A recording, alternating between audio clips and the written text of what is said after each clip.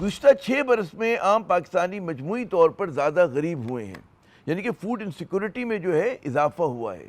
یہ اس اختلاف کا الزام نہیں بلکہ سرکاری اعداد و شمار ہمیں اس حقیقت سے آگاہ کر رہے ہیں۔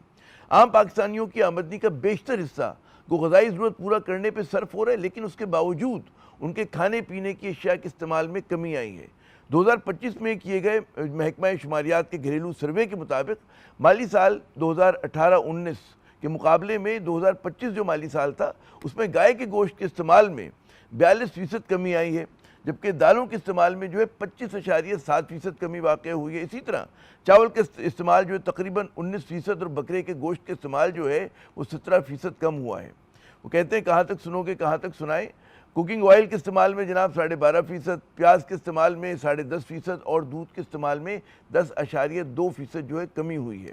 کھانے پینے کی کئی اور اشیاء جو ہیں اس فہرست میں شامل ہیں جن کا استعمال جو ہے 5 سے 8% کم ہوا ہے۔ یہ اعداد و شمار نہ صرف تشویشناک ہیں بلکہ حکومت کی معاشی کارکردگی کا بھی منہ بولتا ثبوت ہیں۔ سروے کے مطابق ایک اوسط پاکستانی کو 30 روز میں صرف 50 گرام بکرے کا گوشت جو ہے میسر ہے۔ اسی طرح وہ گائے کا گوشت جو ہے 110 گرام اور مرغی جو ہے وہ 340 گرام استعمال کر پاتا ہے، جبکہ بہتوں کے لیے تو کہتے ہیں نا 10 روز میں ایک انڈا کھانا بھی جو ہے وہ بہت مشکل ہے۔ 6 سال کے دوران شہروں میں ایک گھرانے کا خرچ جو ہے وہ 53,000 سے بڑھ کر 96,000 روپے ہو گئے، جبکہ دیہی علاقوں میں 34,000 سے بڑھ کر جناب 72,000۔ اس کے باوجود بیشتر اشیاء جو ہیں خریدار کی دسترس سے باہر ہیں۔ عام پاکستانی کی قوت خرید میں کمی کی وجہ ہمیں سمجھ میں آنی چاہیے۔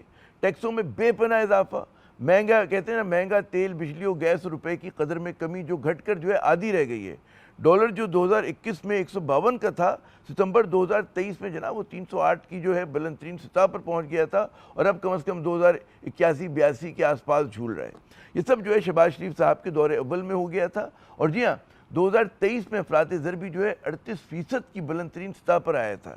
اس کے بعد رفتہ رفتہ مہنگائی بڑھنے کی رفتار تو کم ہوئی، مگر جو دام بڑھ گئے وہ کم نہ ہو سکے۔ گزشتہ 6 سال میں امیر اور غریب کے درمیان خرچوں کا جو فرق ہے وہ بھی 3.5 گنا بڑھ گیا ہے۔